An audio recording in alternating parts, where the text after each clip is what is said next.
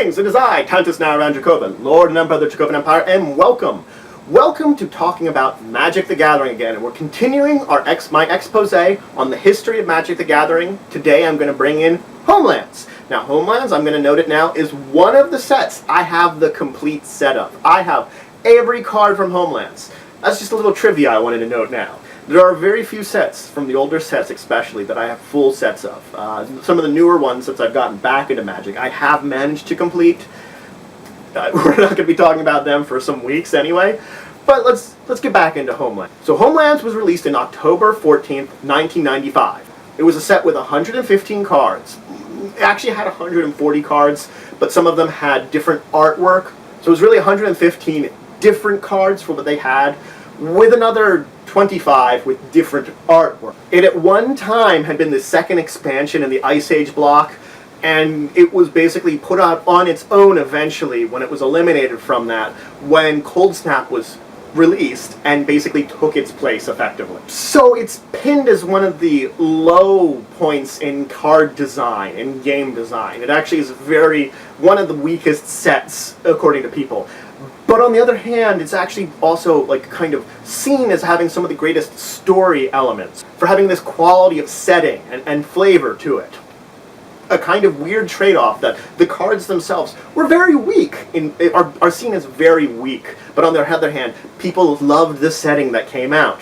So similar to Ice Age, it had cantrips, it had single color legends, which they actually had at least one legend of every color in the single color legends. So it's set in the plane of Ulgothra. Sorry about the pronunciation. Now, something unique feature about this set is all the text boxes have this kind of unique teal color to them. Now the booster box, each booster pack was sold in 8 cards. And this set was simultaneously released both in English and in German, Spanish, French, Portuguese, and Italian. So it had a simultaneous release in all those languages. This is actually one of the early sets to have a release event. There was a release event in the US called Magic the Gathering 1, or I. This set is seen as being very low-powered in comparison to other sets that had come out before it.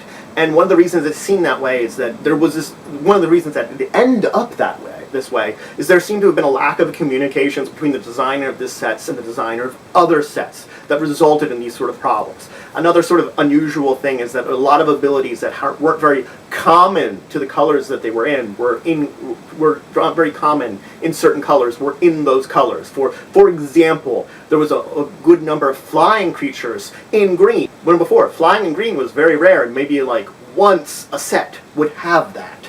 Now there was a good number of creatures that had flying and were in green, and that's only one example of these abilities that normally wouldn't be in a color. So our story of our plane, the original sort of background of it is 600 years prior, where there's this incredible wizard war with planeswalkers, and the planeswalker Ravi is involved, and uses the apocalypse chime to sort of end everything, which destroys effectively the plane of Orgotha. Pharaohs then meets another sort of had found this 600 years after then, and he meets the planeswalker Sarah there. The two of them actually get married in this place and work together to sort of restore Orgotha to its previous. He develops the Pharaohs' band, sort of protect it, to seal it away from the rest of the multiverse, sort of seal it in. Unfortunately, during this process, he actually passes away, and then Sarah leaves, abandoning the plane herself to go into other storylines, which she actually does show up in, but leaves the plane itself to its own. So the creatures of this plane, this sort of rebuilt plane with this sort of dark understory of the destruction that had once laid upon it, are left to fend for themselves. So on the plane, these isolated civilizations begin to fight each other, and in the meantime, Berenson, this powerful vampire, he's planning on sort of taking over the plane because he senses that the Pharaohs' band is weakening, and he sees an opportunity to take over the plane. This set introduced a lot of real-world creature types. It also had clockwork artifact creatures. It had a lot of tribalism effects, not only just tribal creatures, but it had enchantments and spells that would only affect one type of tribe. And it introduced new sort of versions of some of the popular characters. Previously, the Senger vampire and Sarah's angel were very popular, so it talked a little bit and brought in some information about the Senger clan and the Sarah group. It sort of brought them in more.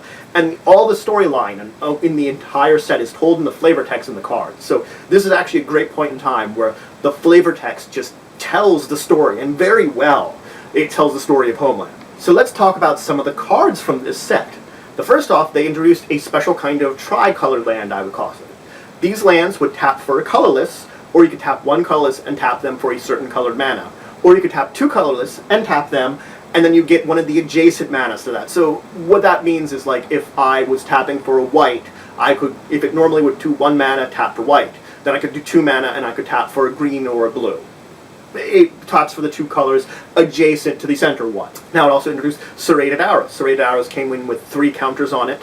If it ever ran out of counters, you would have to sacrifice it, and you could remove a counter from it to give a creature a -1/-1 counter. There was Merchant Scroll. It allowed you to search your library for an instant card and then put it in your hand and shuffle your library. It had some use then, and it still does now. It's a pretty good spell. There's Ishtan's Shade. It's a 5/5 legend that is pretty cheap cost that also has protection from white.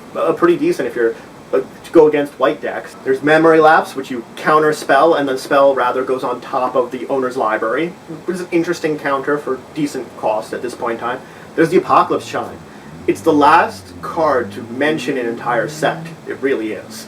And you could sacrifice it to bury all cards from the Homeland expansion. You just got rid of all cards that were Homelands. It's the last one to actually do something like... Now there's Timber and Fiends. These are the last card to mention. Ante. Ante was dying at this point in time. It wasn't a very popular thing. That was, betting cards, basically, to games. So whoever would win would get the top cards of the libraries. Ante died here. So with Timber and Fiends, what you could do is you could sacrifice them. You could bury an artifact to target player's control. If it happened, then you would put Timber and Fiends in their graveyard. They would own Timber and Fiends. And they could always ante a card to counter this effect. So it was the last one to really mention our ante and really switch ownership. Now there's Autumn Willow, who is a 4/4 Shroud. Now, Autumn Willow has a really cool effect that you could pay a green mana, and a target player could affect her as if she didn't have Shroud. So she basically would allow an opponent to target her, or you to target her if you paid green mana. It was a pretty interesting effect then, and I think it was a sort of the precursor for something like Hexproof, where only opponents can't target it. Berenson. Berenson was a 5/5 flyer that, if similar to Senger Vampire, if it would kill a creature, it gets a counter. Unlike Senger Vampire, instead of getting a +1/+1 counter, he gets a +2/+2 counter. And he can tap to regenerate target vampire. So not only does he get bigger, he can also regenerate vampire. Now there's Anazari Ruins. When they come into play, you choose a creature type. Creatures that type don't untap. Ever again. They don't untap during their controller's untap phases. It was a very interesting sort of shutdown of you're playing against someone with a tribal deck. There's Didgeridoo, where you could spend 3 mana and put a Minotaur from your hand into play. There wasn't great Minotaur tribe at this point in time. Now it's much better, but if you want to look back and if you want to make a Minotaur deck, Didgeridoo is a good suggestion for you. For 3 mana, you could put a Minotaur from your hand into play. There's also Pharos' Band. Pharos' Band is an artifact you put into play, and creature spells cost 2 more to cast. It makes creatures more expensive to play when you have Pharos' Band out. In a deck with very few creatures, it's pretty useful. Then there's Leeches. Leeches was the last point in time poison counters were really mentioned for a long period of time. Not until the Scars of Mirrodin block did really poison counters return. Up until then, this was like the main point to it. And it's actually the only way to remove poison counters. Because when you play Leeches, it removes all the poison counters you have and turns it into damage. So for each poison counter you would lose, you take a damage. But it was one of the only way to remove poison counters from your character pretty much that's ever been printed. Anything that would remove counters from something could probably still affect you. But other than that, it's really what you got. And then there's Wall of Kelp. Wall of Kelp is a wall which, for 2 blue, you can put another wall token into play. It basically puts Kelp tokens into play, which are 0/1 walls. It's a pretty decent way of just creating a lot of creatures. It's actually pretty interesting in this set. I've actually used it in blue sets, because it's a blue creature creation that's actually pretty decent. Mystic Decree. All creatures lose flying and island walk. It's technically part of a creatures can attack you sort of combo with the card Island Sanctuary. I played with both of them together, that you have both out, and you make it that creatures with flying or island walk are the only ones that can attack you, and then you remove flying and island walk from everything, and nothing can attack you. But it actually still has some uses that you can, make things not fly or have island walk anymore, especially if you're in a deck that maybe your stuff grants other players' stuff island walk, not just your own, or maybe you do something with flying that you don't have a lot of it. It does remove some ways of attacking your deck. So that's everything I want to talk about today. I talked about some cards from the Homelands set. I talked about a little bit of the history and the backstory of Homelands and some of the setting of it. If you have any questions, comments, anything you want to say, anything you think I left out, please leave in the comments below. Please like this video if you enjoyed it. It shows your support for the channel and the Empire. It also shows that you enjoy the work I do. Please subscribe if you already haven't. We're always looking for more members, more citizens of the Empire, and please share this video. If you know I may learn anything from it, or would just enjoy watching it. And until the next time, I bid you farewell.